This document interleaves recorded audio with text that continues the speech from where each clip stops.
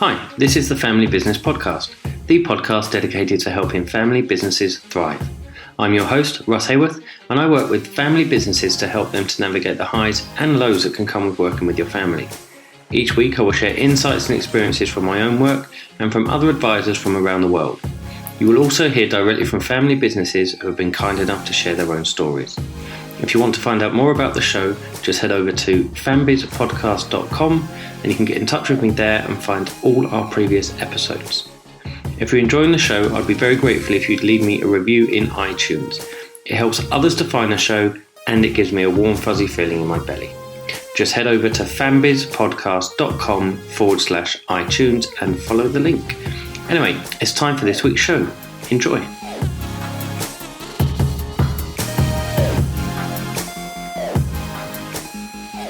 Well, hello and welcome to the Family Business Podcast.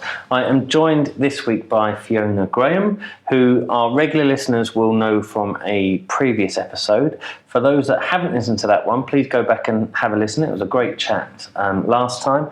No pressure for this time. But Fiona is the External Affairs and Policy Director at the Institute for Family Business. Firstly, welcome back to the show. Thank you very much for inviting me.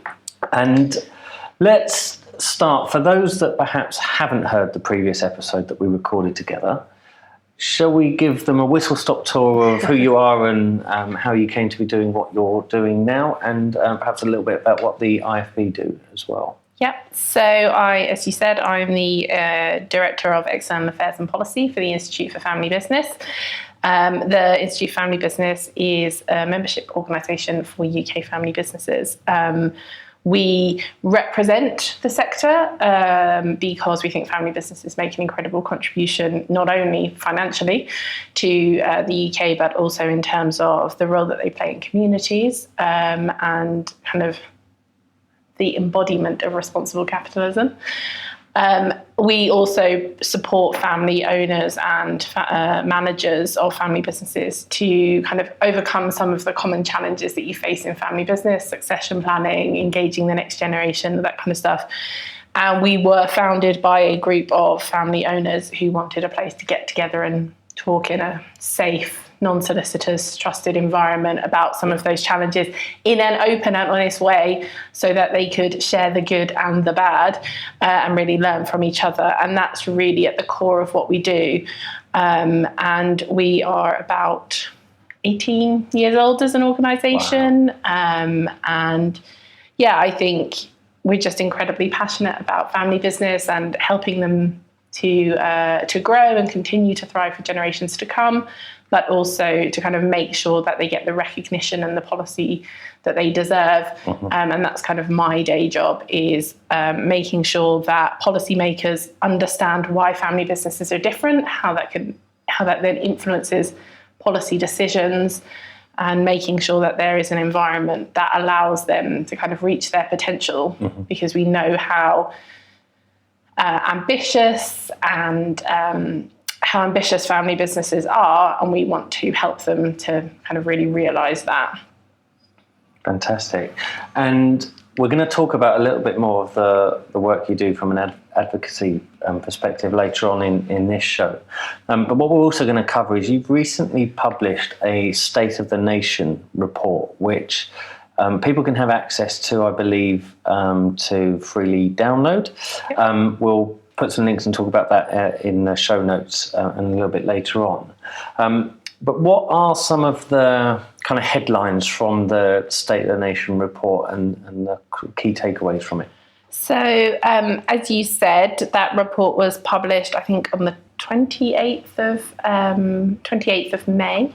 So it's very new. It's put together by the IFB Research Foundation, which is a separate charity working with Oxford Economics.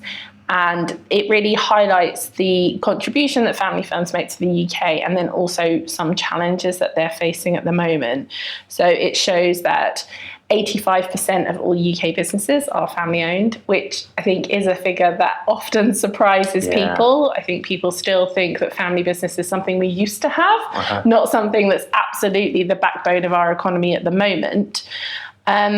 And also, one of the things I find is when I talk to people about family businesses, everybody has a family business in their community, maybe their village pub, maybe the local shop that they love, maybe kind of the brewery, the farm, all sorts of things. So everyone has a connection to family business. And yet they're often surprised that everyone else has a connection to family business as well. And I think what is always great when I talk to people about family business is how quickly they can reference a family business that they know. And I think that really demonstrates to me how embedded they are, how their kind of dedication to customer service is obviously paying off because people are remembering them and talking about them. So unsurprisingly, the majority of businesses in the family business sector are small and micro businesses. That's true of the UK as a whole. It's a huge number of small businesses in this country, but there are 18,000 medium and large family firms, which I think is an impressive number. And people often talk about the Mittelstand in Germany as something we should be trying to emulate. Actually, when you look at the figures, we already have that Mittelstand, and they are private family businesses, and they do all the same things that people talk about German family businesses: longevity of outlook, incredible community presence, commitment to their employees. The study also showed that the majority of family SMEs are in their first generation. I don't think that would surprise many people, because becoming a multi-generational business is a challenge. And multi-generational businesses are more common as businesses increase in size. But I think it's encouraging to see there are so many first-generation family businesses, because those are, today's founders are tomorrow's kind of family business leaders. So I think it shows that people still setting up businesses with their family, with the intention of being family-owned for multiple generations. It shows that it's still something that's very attractive to people as a model.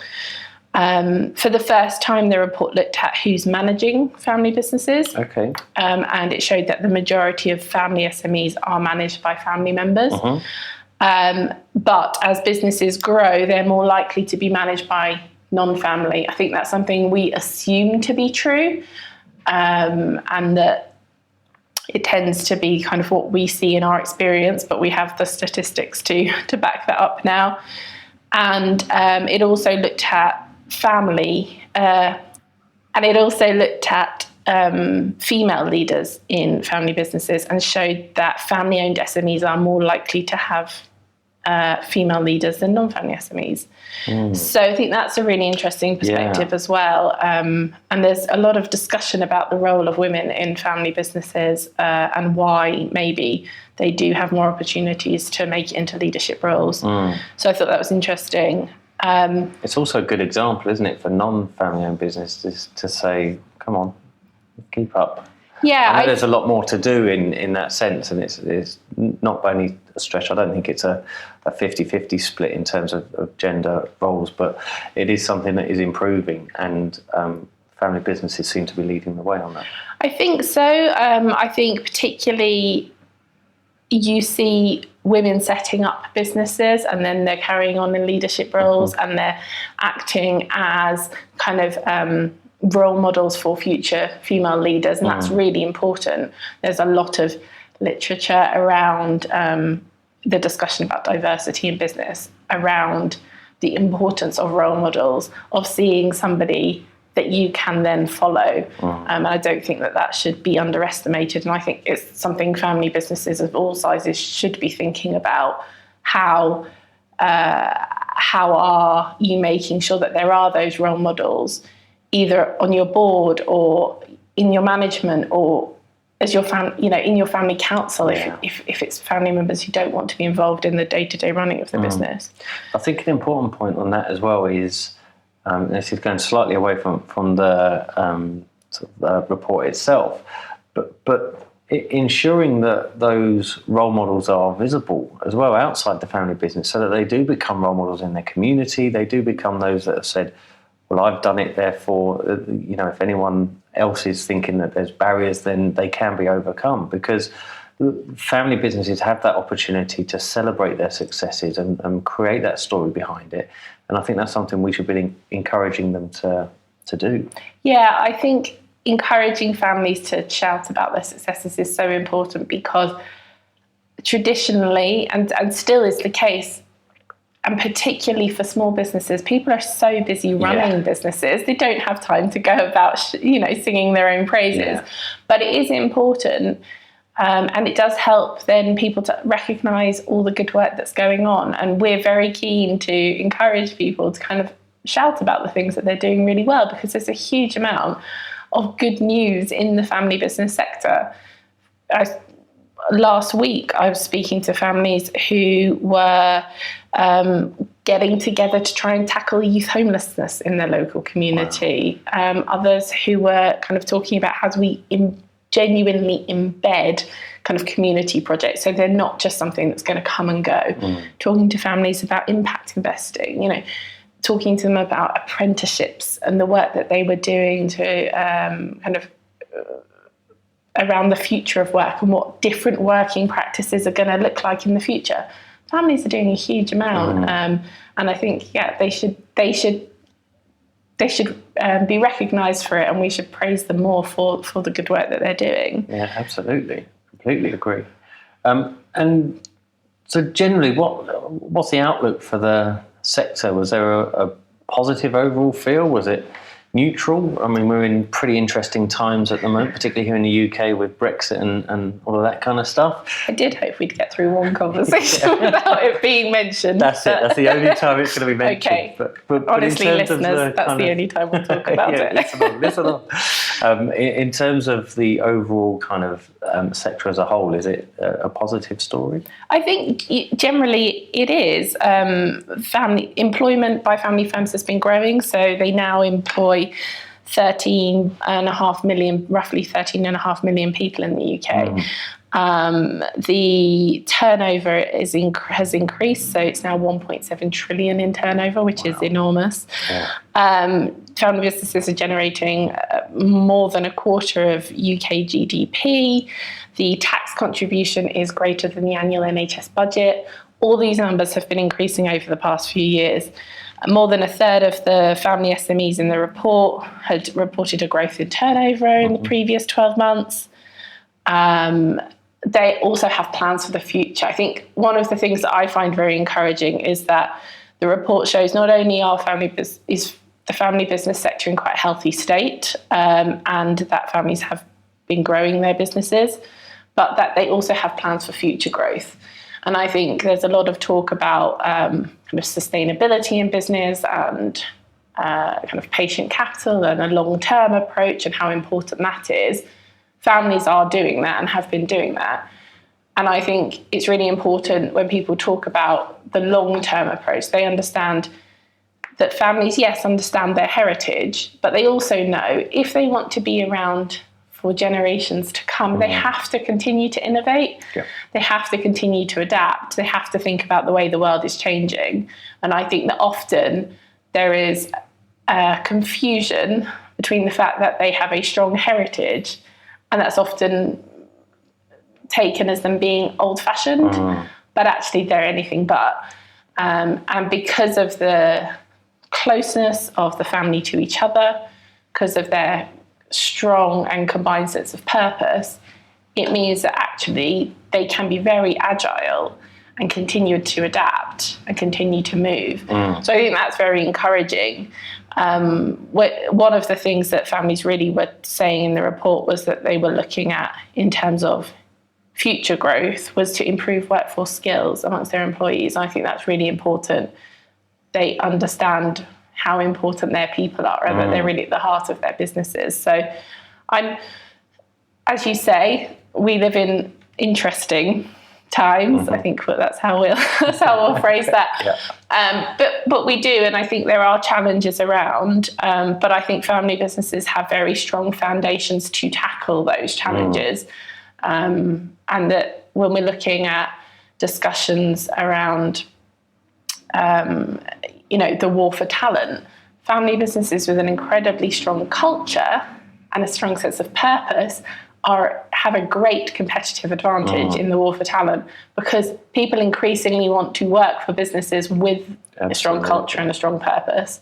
And so they're in a great position to really market themselves as a place that millennials and kind of other people will want to work. Yeah. And I think that's a really key point. And we've spoken to your colleague about the conference that you had recently, which focused on culture. And it's worth reiterating the point that, again, particularly in the UK, we are in a time where there is very high levels of employment. And there is this war for talent around for people to recruit.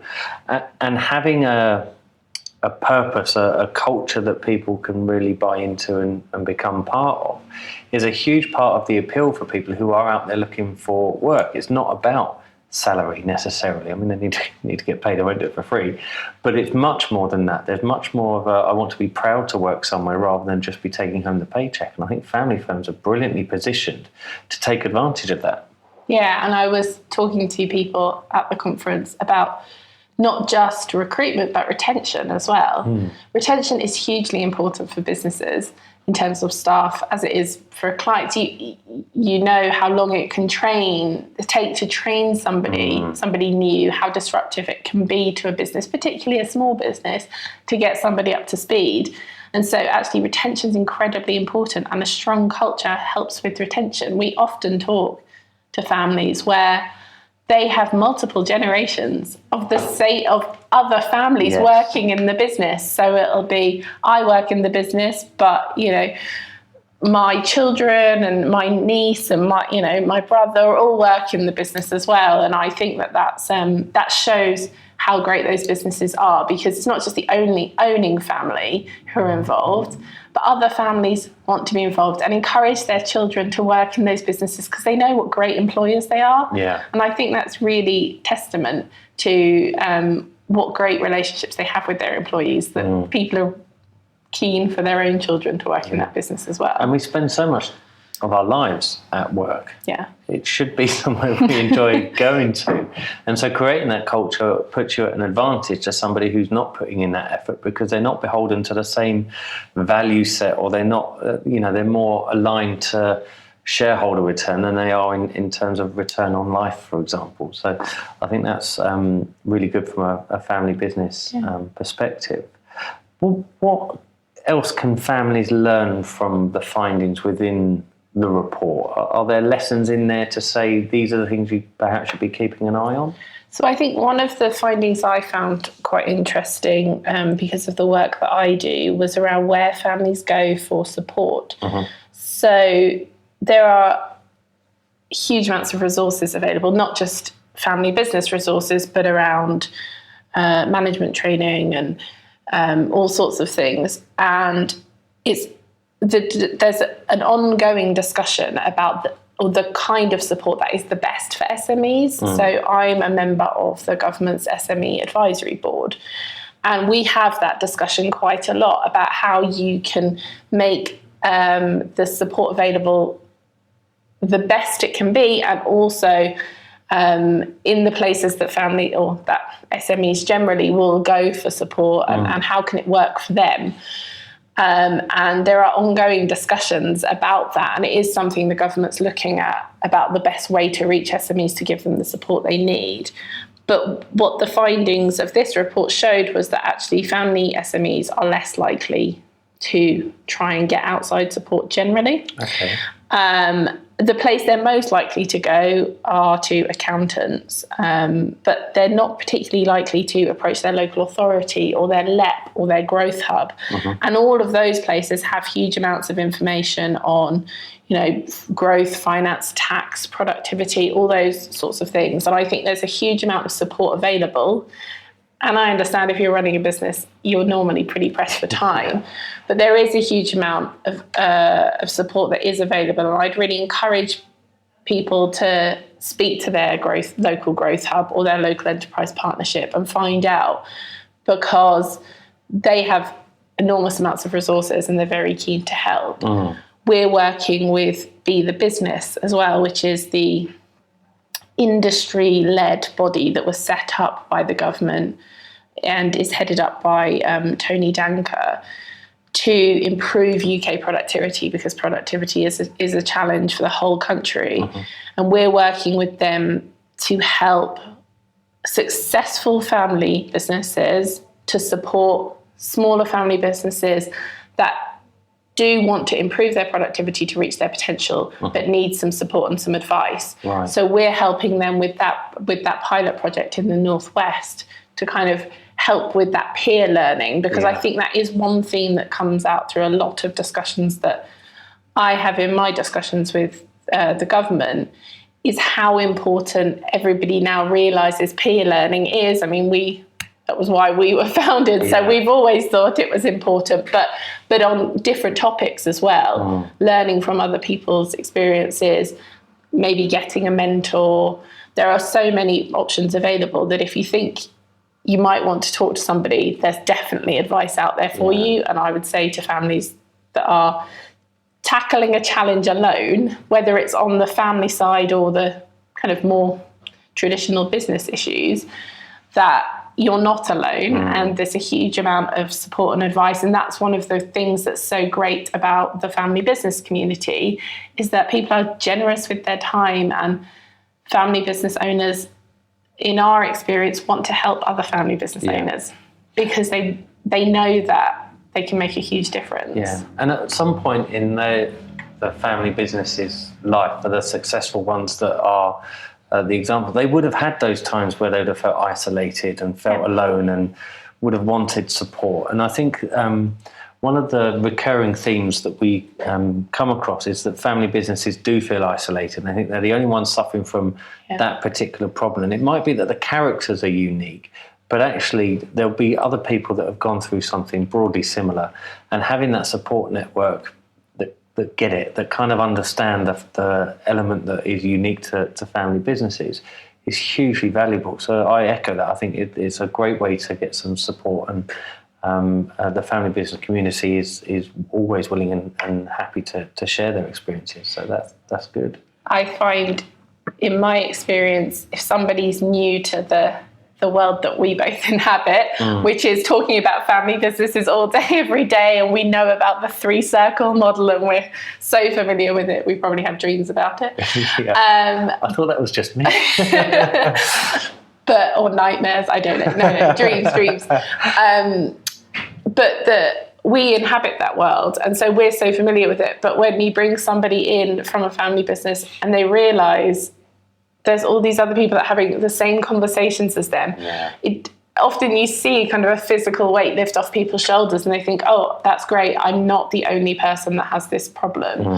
Now, that doesn't mean... The ideal would be if you could then go and say, here's 3 things you need to do and all your problems would be solved. It doesn't work like that, because, as you say, there are so many different factors at play. Individual personalities are a huge part of that. But what being part of a community like ours, or talking to other businesses through advisors that you work with, can help you do is it can help you realise and hear lots of other experiences, and then work a path through that makes sense for you and for your family. But yeah, it can be incredibly lonely, because you're dealing with your family, your business. As you said, we spend most of our lives at work, or a lot of our lives at work, or thinking about work. And it can feel like there's a lot going on. And I think if you can just understand that you're not alone, that really, really does help. Yeah, again, completely echo those views. Is there anything else within the report that we can take away into our everyday lives to make them easier? I think one of the things that I think is really important, and is one of the things that makes family businesses very special, is their embeddedness across the country. And I think that that's really important when we're talking about the future of the UK economy, and often the terms use rebalancing the economy, so that it's not as focused on London, and that there's growth throughout the whole country. And I think family businesses have a really important role to play in that. So I know lots of family businesses are involved in their LEPs. But certainly, I think there's a lot going on around local industrial strategies and local development plans and all those kinds of things. And I think it's really important that family businesses try and get involved in those, because those are the businesses that have been there for a very long time, often in their communities. So they've seen things that come and go, which interventions have worked, which haven't. Some people are a big fan of Business Link. Some people particularly like growth hubs. And if family businesses those leaders who have been around for a long time and do have experience of what has and hasn't worked, if they can feed in, it means hopefully we'll learn from what has worked in the past to build some genuine kind of support that will help regional growth. Because family businesses are the term I often use, and I'm not sure it's the best way to describe it, but family businesses are very sticky in their local communities. They're there for good or bad. Whatever the local economy is doing, they stay there. And unlike other businesses that might come in for a short while and then leave or relocate, family businesses are there for the long term. And so it's really important that when plans are being put in place about that community for the long term, that they get involved and make sure that whatever's being proposed works for them. Absolutely, yeah. Fantastic. Well, I've read through the report. It's very comprehensive. It covers an awful lot of subjects. For those people that have listened and want to get hold of it, where's the best place to head for a copy of the report? So if you head to our website, ifb.org.uk, you can download it for free on there, and you can have a look at the whole thing. Absolutely. We do have some kind of information with just some of the headlines as well, if you'd prefer not to read the whole report. But I do think that there is a lot of information in there that's worth kind of taking in and absorbing, and using when if you meet your local MP, if you own a family business and you're meeting your local MP, make sure that they understand why family business is so important, because they all have family businesses in their constituencies, and they should all be made aware of why family business is so important. Yeah, again, completely agree. I think one of the things, we may even have touched on this in our previous episode, is there are sectors in the UK. There's the automobile sector, or there's the agricultural sector, or there's the retail sector. But we're seeing more now that people are recognising the family business sector. I've no doubt that a lot of that comes down to the work that you guys have done through the IFB. But the report and the support that you provide forms part of the advocacy work that you do. Another area that you're personally involved in, I believe, is the all-party parliamentary group, which can be a mouthful. So can you tell us a little bit about what that is, how it came about, and what that involves? Yes, so the All-Party Parliamentary Group for Family Business, or the APPG for Family Business, as we prefer to call it, because it's less of a mouthful, is a group of MPs and peers who have an interest in family business, and a place for them to get together with external people to talk about kind of the issues that most affect and are of interest to family businesses. So it's the IFB are the sponsor and the secretariat of the group. We've been that since it was founded, and our chairman, so the chairman of the group is an MP from Carlisle. His name is John Stevenson. He has actually personally worked with a lot of family businesses, and he's a really fantastic advocate for what family businesses do and why they're so important, particularly in communities. And so the group is really a place for us to try and bridge the gap between politicians and business owners and business managers, and make sure that there's a conversation going on between them, because I think that is really important for politicians to hear directly from business owners. I go and talk to people, but I think that it's the kind of perspective that people can give directly is so important, and it's unlike a lot of what politicians hear. They often hear from people like me who are policy professionals, or from kind of public affairs people.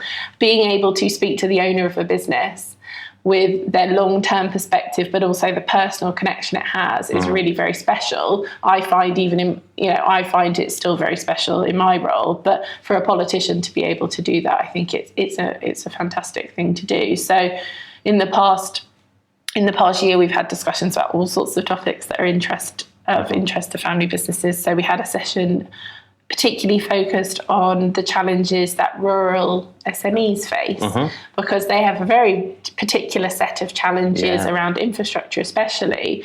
And also I think rural businesses are in a similar position, I think, sometimes to family businesses, where, again, people tend to think by sector. And rural businesses cross all those sectors. Yeah. And a lot of rural business discussions focus on farming. But actually, you can be a marketing business in a rural location. Yes, absolutely. Or you can be a mechanic in a rural location. And so you still have challenges that maybe wouldn't be addressed in other ways. And actually, at the IFB, we've been working with the Rural Business Awards because I think there are so many fantastic rural family businesses that it's worth kind of, again, highlighting and promoting them. But we've also had discussions about the Northern Powerhouse, because, again, the discussion about rebalancing the economy. There's so many amazing family businesses really, getting actively involved in that Northern Powerhouse discussion. We've had discussions about corporate governance reforms, and we had James Waits along to talk about that as well, because that's been hugely of interest to our members particularly. And then we had, in middle of May this year, we had Kelly Tolhurst, who's the Small Business Minister, along. We had a discussion with her about the findings from the latest sector report, but also about what's happening to support small businesses around late payments, which is a big issue for small businesses, around business support and LEPs and all, a whole gamut of issues. So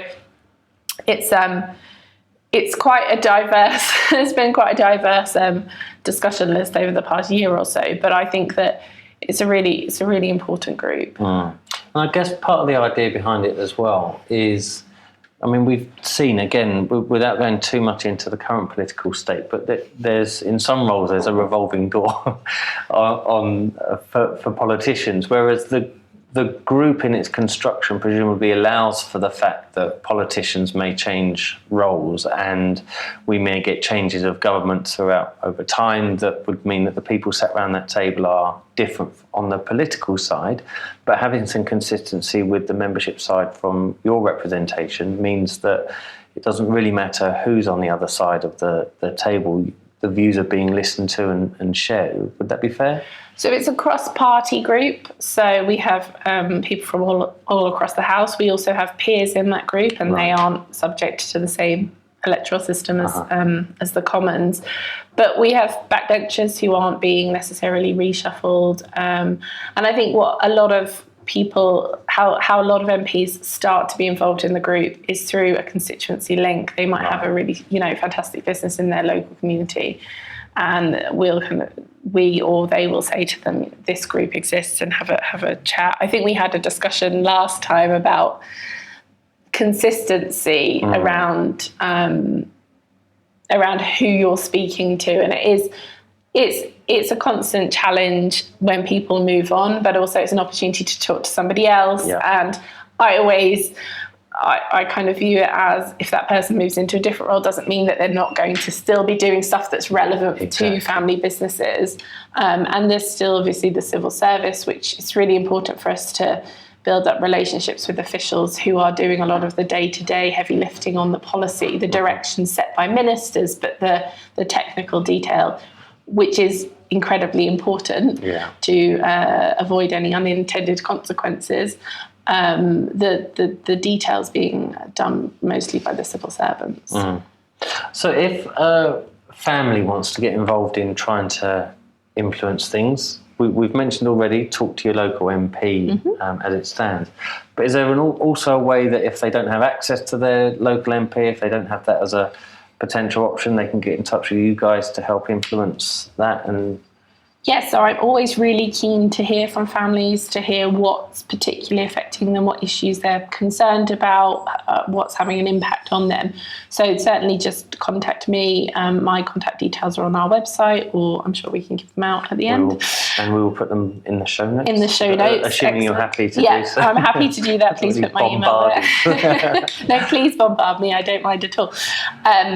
But for the APPG, there's a mailing list that keeps people up to date on what's happening with that group. So again, we can put that information in the show notes if anybody would like to sign up and subscribe to that.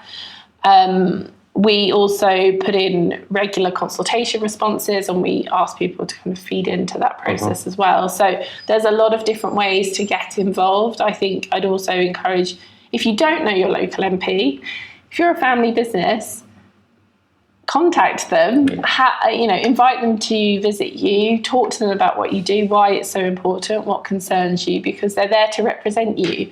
And as a business owner, you're an important part of their community. You're providing jobs, you're supporting the local economy. So I definitely encourage families who don't maybe have contact with their local MP to do so, because it is important. Yeah, absolutely. And one of the other, so that we've talked about the kind of official ways in which you provide the advocacy. In terms of some perhaps reassurance that you don't go into the APPG group and talk to a brick wall, are there some tangible results or tangible things that have come out of those discussions where you've seen a realisation from the politicians who are sat around the table that things need to change? I mean, it might be difficult to say because of what official secrets or whatever that depending on what you discuss. But is there something? It is a practical group. It is useful. It's not there for PR purposes. I think there's a real opportunity for family businesses at the moment, particularly. A lot of politicians are talking, and the media generally is talking about trust in business, how we get businesses to be more responsible, that whole discussion. And family businesses live that already. They're incredibly long term. They are a force for good.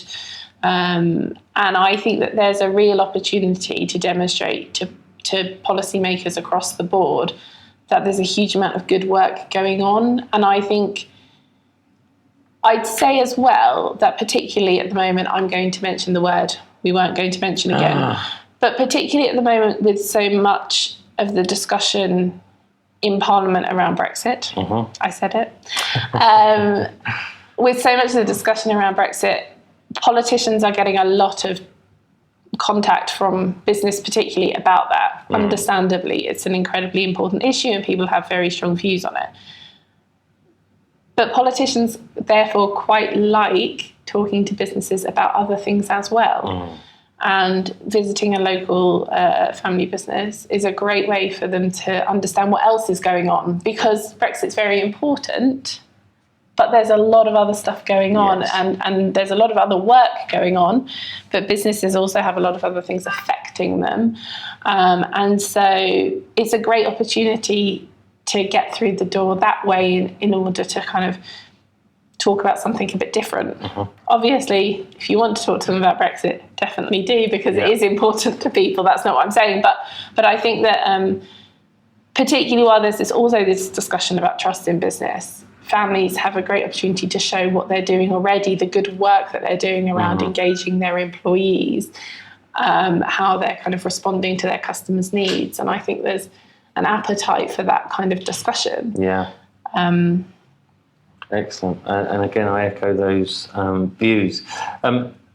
Where can our audience find out a little bit more about the APPG, the work that you're doing? Is it best to go to the website direct to you? How would you prefer that? So it's best to go to the website for just general information, but if there's something that people would particularly like to talk about, or that's a particular problem or a concern for their business, then definitely get in touch with me directly. We talk about quite a range of issues, obviously affecting family businesses. So I'm very happy to have a chat really about anything. There's a few issues that have been top of our agenda for the past few months, certainly. Still, the impact of the government's corporate governance reforms, which I think we spoke about last time, that's been a hugely important piece of work. And I think if you haven't looked at the weights principles for corporate governance for large private companies, I would encourage you to do so, because what we're finding are a lot of families that aren't necessarily affected by the legislation because their businesses are smaller than that, are finding that a very useful discussion point and a starting point to assess whether their corporate governance is fit for purpose, but also to use it as a way to facilitate conversations within the family about what they want their corporate governance to look like, what maybe they want their family governance to look like. So I think that's a really useful thing to look at, even if you think your business isn't big enough to be affected by the legislation. Check that out. There's also an ongoing discussion around inheritance tax and business property relief, which is something that families often want to talk about because it is so important. And our position is and will always be that business property relief is absolutely vital for family-owned businesses. Without it, otherwise successful businesses would be broken up because of the death of a major shareholder. And so it's incredibly important for business continuity. The Office for Tax Simplification has been reviewing inheritance tax, and we're expecting something on that in the not too distant future. But there's also been consultations around taxation of trusts, which a lot of families use as well. And I think there's a lot of misinformation about trusts and why families use them. And for some people, they are absolutely essential for succession planning, for to deal with kind of family dynamics issues and to protect vulnerable family members or vulnerable shareholders. So I think that that's really important, and we've been doing a lot of work around that as well. And then there's other things like the government's changes to probate, which we think will have a big effect on family business owners, and we've been quite vocal about that. But there is, so I think that although it can feel from the media and from the discussions in the main chamber in Parliament that Brexit is the only thing that's going on, there is quite a lot of other stuff going on. So I definitely encourage people to stay engaged and stay involved if there's an issue that particularly is close to your heart, because there's a lot going on, and we're very keen to hear from people about what's concerning them on a day-to-day basis. Fantastic. Fiona, thank you very much indeed again for your time and your insights, and we look forward to your third appearance on the show, wherever that might be. If I'm allowed back. Thanks very much. Thank you. I hope you found this episode useful. If you have, then why not share it with your family and see what they think? I work with families just like yours to help them to better understand the complexities that can come with being a family in business. So whether you're just starting out or heading into the umpteenth generation, if you feel that I could help, check out fambizpodcast.com/work with Russ and get in touch. Until next time, take care.